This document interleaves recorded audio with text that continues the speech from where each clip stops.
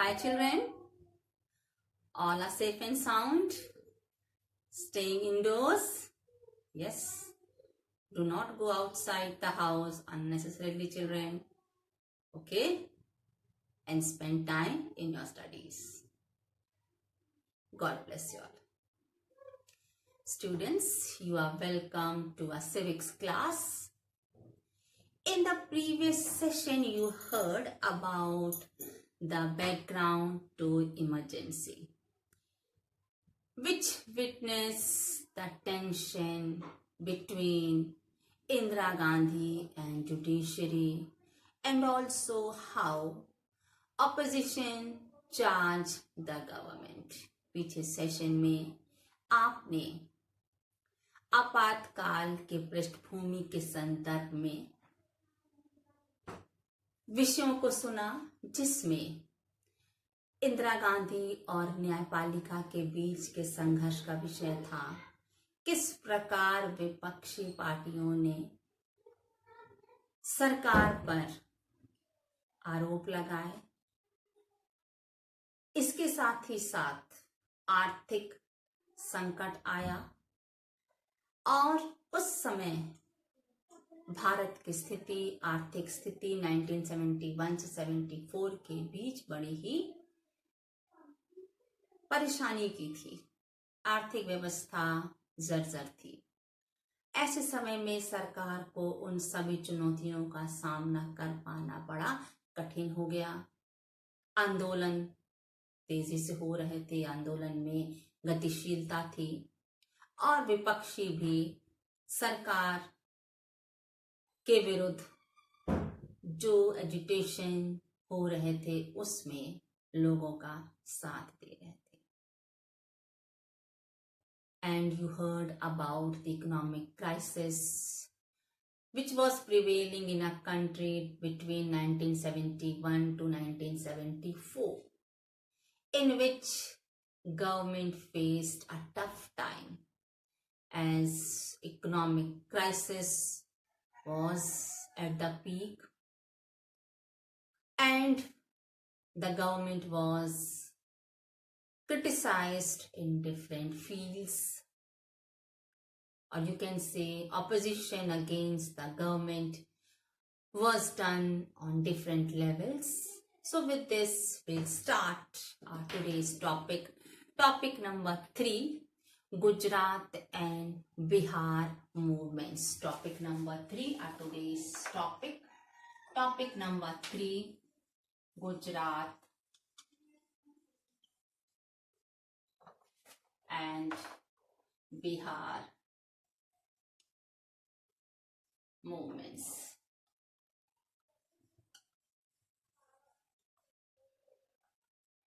Our today's topic is Gujarat and Bihar movements.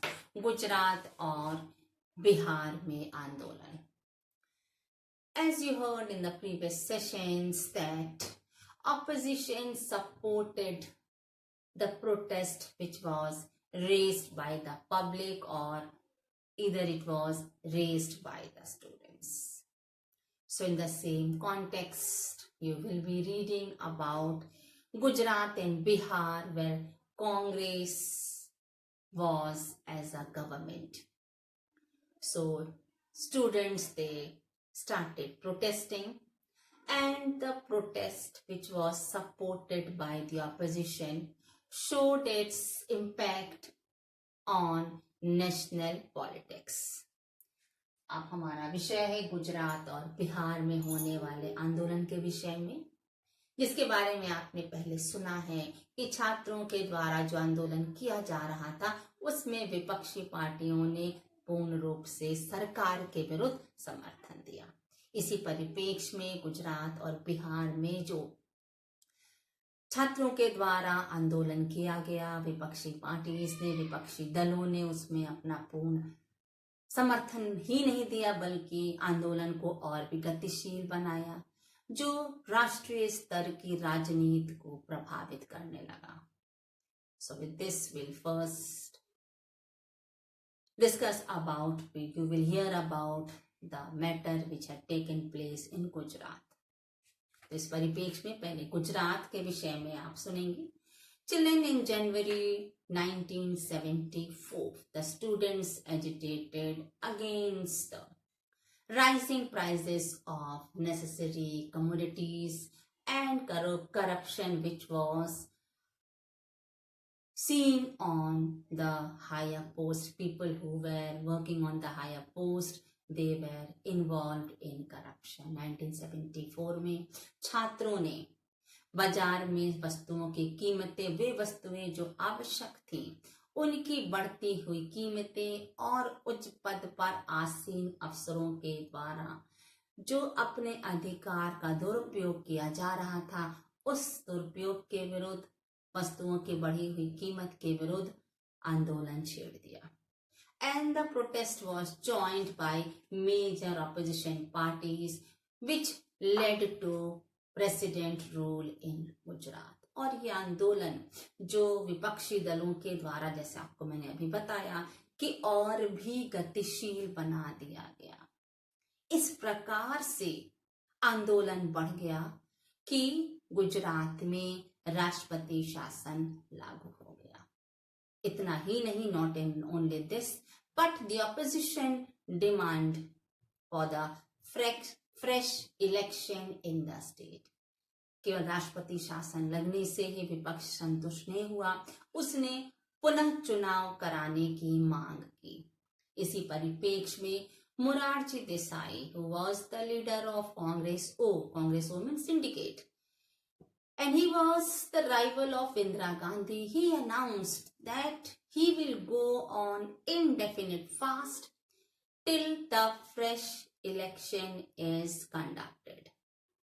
Morarji Desai, उन्होंने कांग्रेस ओ का प्रतिनिधित्व किया जो इंदिरा गांधी के प्रतिद्वंदी थे, और उन्होंने घोषणा कर दी कि जब तक पुनः चुनाव कराने का आदेश नहीं होगा तब तक वह अनशन पर बैठ जाएंगे, अनिश्चितकालीन अनशन पर बैठ जाएंगे।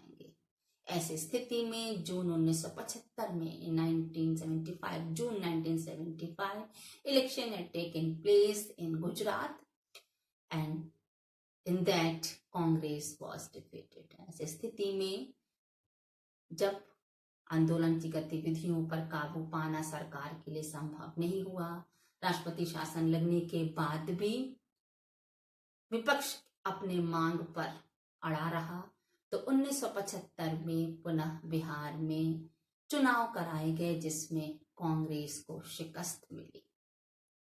Now we'll see to the next point related to Bihar. अब बिहार के विषय में सुनेंगे। 1974 the students protested against the rising prices, unemployment and corruption prevailing in Bihar. 1974 में छात्रों ने क्या किया? न केवल वस्तुओं की बढ़ी हुई कीमतें, जो आवश्यक वस्तुएं थी उनकी कीमतें बढ़ गई थी जिससे जनजीवन प्रभावित हो रहा था, इसके साथ ही साथ बेरोजगारी। अब पहले तो लोग बेरोजगार थे, वस्तुओं की कीमत बढ़ी तो जनता में तो आक्रोश होना संभव था, और इसके साथ ही साथ जो भ्रष्टाचार फैला था उसके विरोध में छात्रों ने आंदोलन आरंभ कर दिया गया। And Shriman Jayaprakash Narayan, who was involved in social work because he had given up the politics. Before he was in politics, but the time when he was called by the opposition, the time when such movements were going on, he was invited and he accepted the invitation to lead the movement.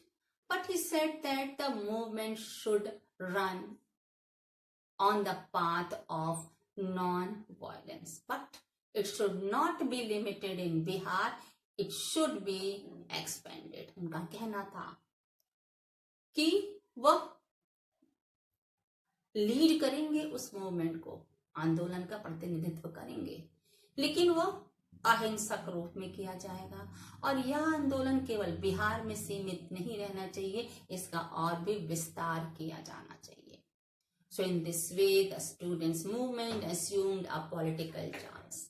इस प्रकार छात्र आंदोलन ने एक राजनीतिक चरित्र ग्रहण कर लिया। और उन्होंने उसमें राष्ट्रवादी अपील अर्थात यह आंदोलन अब राष्ट्रवादी अपील के रूप में देखा जाने लगा। Now, Jayaprakash Narayan, what did he do? He came up with a demand of dismissal of Congress and in Bihar. Jayaprakash Narayan ने मांग रखी कि कांग्रेस की सरकार को बिहार में बर्खास्त किया जाना चाहिए। And he gave a call for total revolution in social, political and economic sphere to establish true democracy.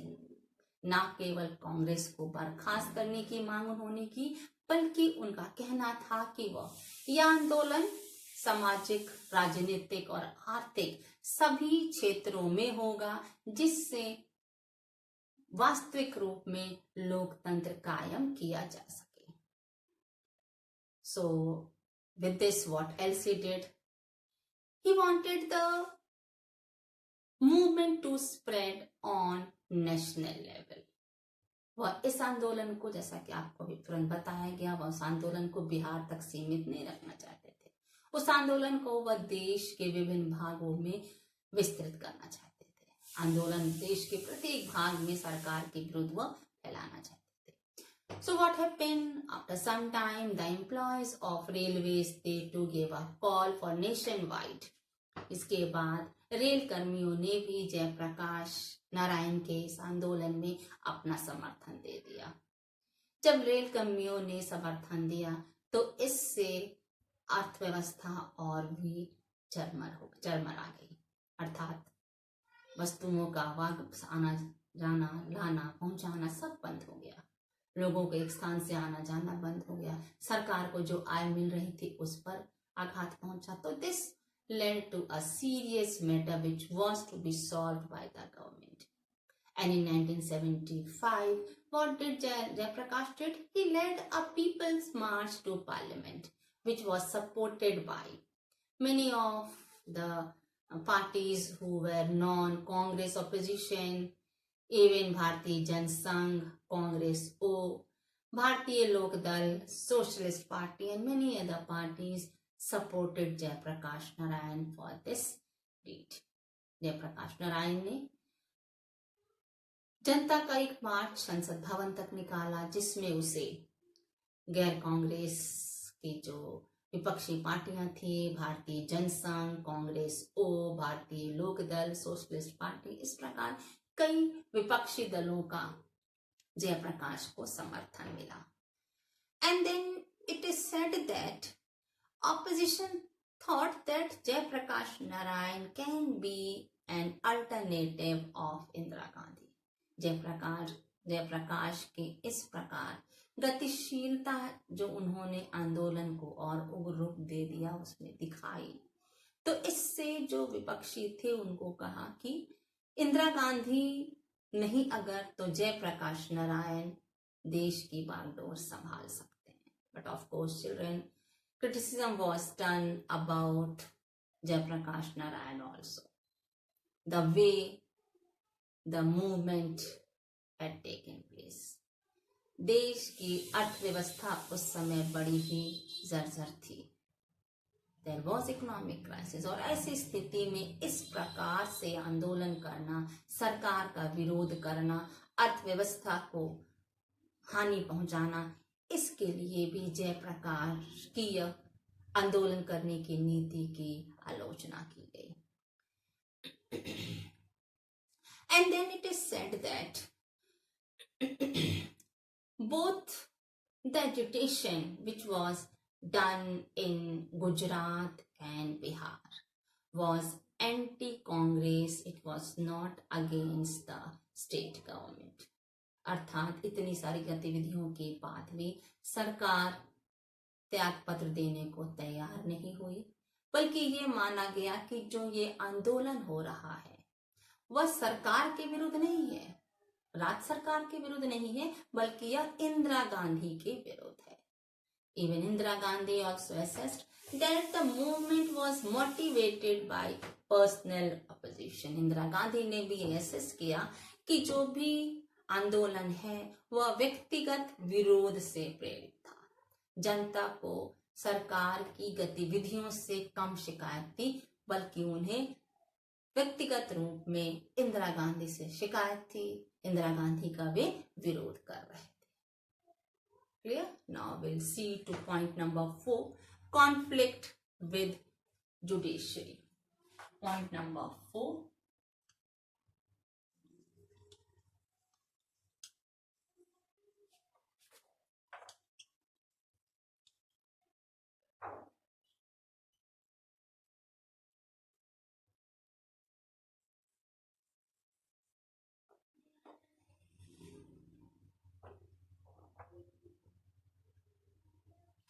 now point number 4 is conflict with judiciary.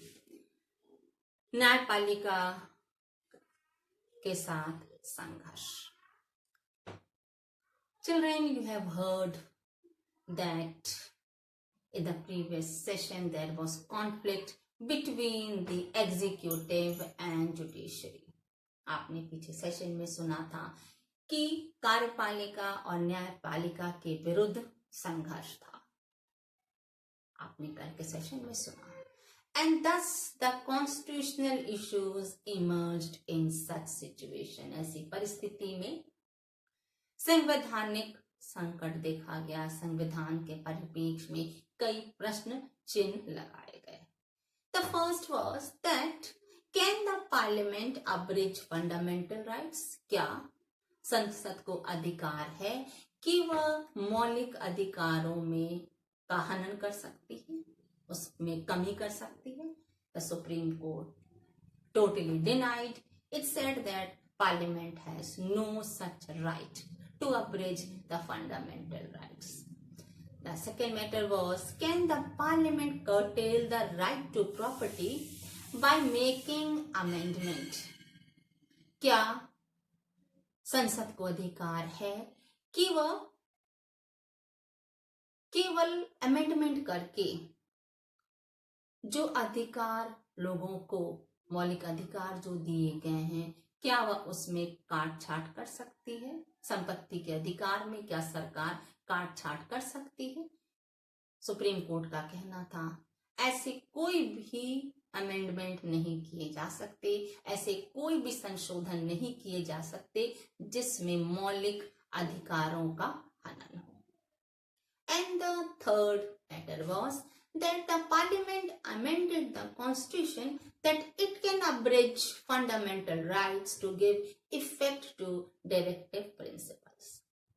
संसद ने संशोधन करके मौलिक अधिकारों में कमी की, जिससे राज्य के नीति निर्देशक तत्वों को और भी अच्छे तरीके से लागू किया जा सके। But supreme court totally rejected this provision. Supreme court ने इस प्रोविजन को भी पूर्ण रूप से रिजेक्ट कर दिया।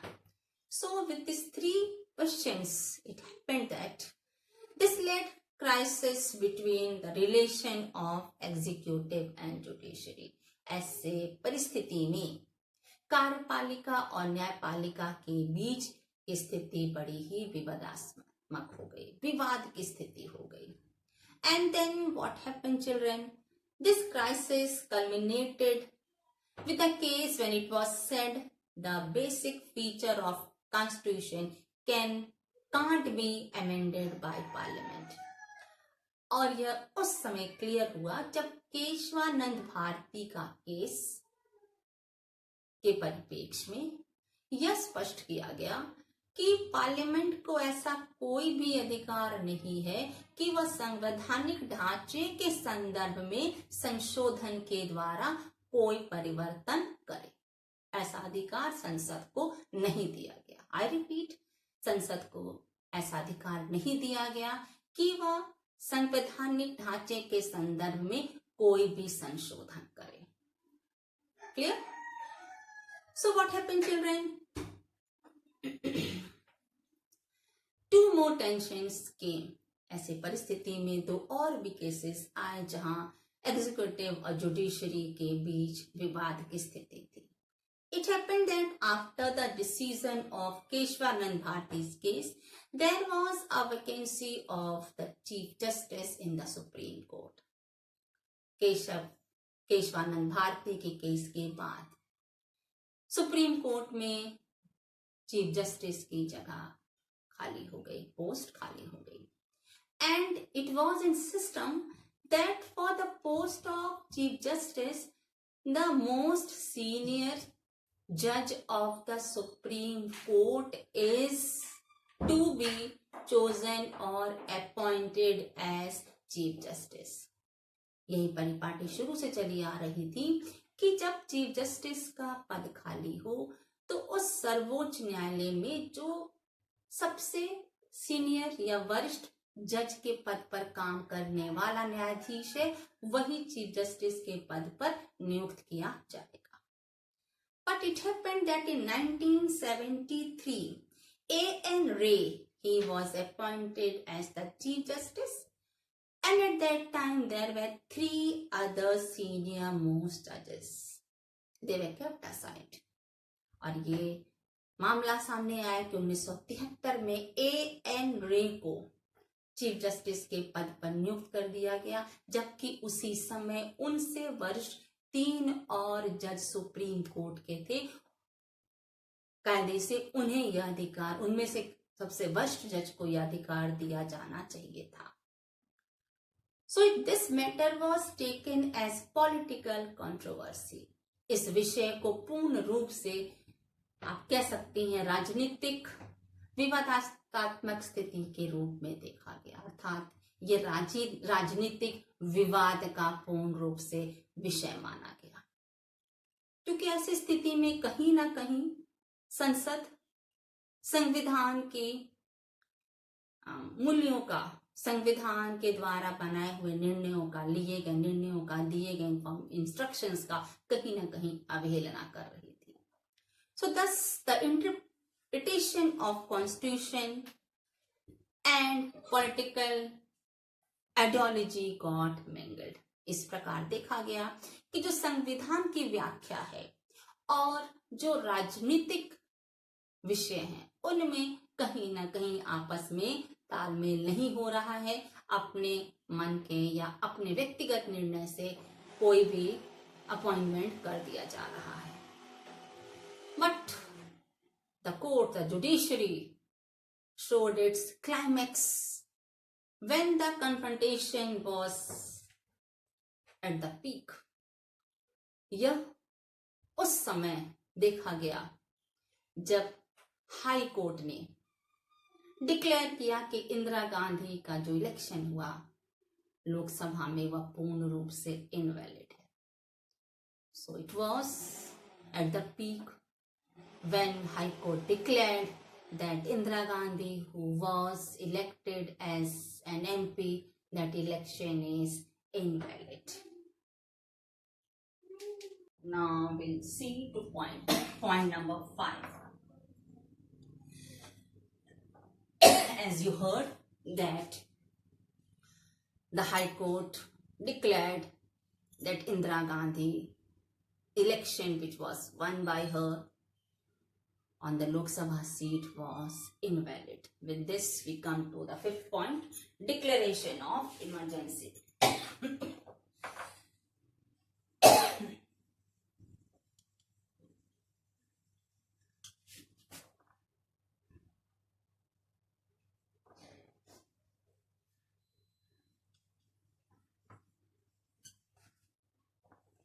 Point number 5 is declaration of emergency. आपातकाल की घोषणा। चलन on June 12, 1975, 12 June 1975, that time Jagmohan Lal Sinha, he was of Allahabad court and he passed a judgment in which he declared that Indira Gandhi's election of Lok Sabha is invalid. ऐसा आपने पीछे इस point में भी सुना। Same thing that 12 जून 1975 में जगमोहन लाल सिन्हा जो Allahabad high court में जज थे, उन्होंने एक जजमेंट पास किया जिसमें इंदिरा गांधी को लोकसभा के इलेक्शन में जो उन्हें सीट प्राप्त हुई थी, जो वह सांसद बनी थी, उसे पूर्ण रूप से अवैध कर दिया गया। And this was done because An election petition was filed by Raj Narayan, who was a rival contestant against Indira Gandhi in the election of 1971. और यह निर्णय या जजमेंट इसलिए किया गया क्योंकि एक चुनाव याचिका अपील की गई थी, याचिका डाली गई थी राजनारायण के द्वारा, जो इंदिरा गांधी के विपक्षी थे, और उन्होंने 1971 के इलेक्शन के तहत ये आरोप लगाया कि इंदिरा गांधी ने इलेक्शन के चुनाव की गतिविधियों में, चुनाव में अपने व्यक्तिगत कार्यों के लिए सरकारी कर्मचारियों का इस्तेमाल किया है. What did he said? He claimed that Indira Gandhi has used government servants in an election campaign. So, according to the judgment, Indira Gandhi was no more a member of parliament. With this case, what happened? The judgment was given that now, as the judgment, Indira Gandhi is not a member of parliament. इस याचिका में जब सुनवाई की गई तो उसमें यह जजमेंट दिया गया कि अब इंदिरा गांधी एक सांसद नहीं है. जब वह सांसद नहीं है तो वह प्रधानमंत्री के पद पर नहीं रह सकती. As she will not be an MLA anymore, so she cannot be as a prime minister unless within 6 months she wins the election of Lok Sabha, or within 6 months she is again elected as the member of parliament. जब तक वह आने वाले 6 महीनों के अंदर पुनः सांसद का चुनाव नहीं जीत कर आ पाती, तब तक उन्हें यह पद नहीं दिया जाएगा. वह सांसद के रूप में कार्य नहीं कर सकती, वह एक विजयी सांसद नहीं है. So on June 24th, same year 1975, the Supreme Court granted a partial stay. अर्थात सुप्रीम कोर्ट, सर्वोच्च न्यायालय के द्वारा एक आंशिक स्थगनादेश हाई कोर्ट के ऑर्डर पर लाया गया. 24 जून में अपील के आधार पर सर्वोच्च न्यायालय द्वारा हाई कोर्ट के ऑर्डर पर एक आंशिक स्थगनादेश पास किया गया. And in that it was said till her appeal is decided she can remain as an MP but she will not take part in the proceedings of Lok Sabha. जब तक case का निर्णय पूर्ण रूप से नहीं हो जाता, अपील का निर्णय पूर्ण रूप से नहीं हो जाता, तब तक इंदिरा गांधी सांसद के रूप में कार्य करेंगी, लेकिन वह लोकसभा की कार्यवाहियों में भाग नहीं ले सकती. Clear children? All right, I hope so. You are clear. Go through the points, beta. Okay. Thank you, girls. Have a nice day.